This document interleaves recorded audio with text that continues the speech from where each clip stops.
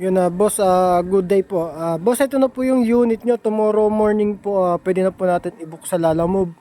Tomorrow ko na lang din po isi-send yung pinaka-label kasi babaklasin po to bukas.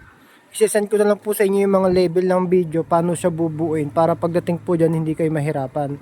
Ang sukat po nito ay 4 feet yung lapad niya, 4 feet po yung pinaka-harap niya, yung taas po niya 5 feet, hindi po kasama yung paa sa sukat. Na may poop tray po, tapos line feeder. Tapos sa pulley trapdoor po, ayan, medyo basa pa po kaya hindi ko muna hinila. Ayun, basa pa po. Bukas to yun na po yan. Kasi niretouch po kayo ito, natatanggal po to, T-trap niya. Ito nabubuksan po yan. Ayan, nabubuksan po to. Tapos ito nahihila po to. Mga bukas po ng tanghali, pwede na po to. Ayan. Tapos yung wood box, dosing butas. Ganito po yung design namin na sinaunang design po. Kumbaga yung pinaka trademark po sa amin, ito po yung design na yan. Ayan. Na Sputnik type po. Ayan. Pero totally hindi po sa Sputnik, pero pinawag ko po siya dating Sputnik gawa nito.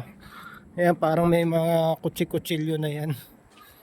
Pero yan po, viewing type lang po yan na pulley trapdoor. Ayan. Ang presyo po niyan 17.5. Ang ginamit na po palang steel matting niya na 1x1 na galvanized po, pero pinapinturahan para maganda tingnan. Tapos yung mga gilid po niya nakabaliktad na po yung angle bar para hindi na po makakahiwa yung mga gilid niya, para safe po kayo pag nag-assemble. Yung likod po pala niyan long span. Ayan, long span po. Okay na po boss, yan, pwede na po yung tomorrow pick up mga tanghali po kasi lalagyan pa po ng label yan. Okay na boss.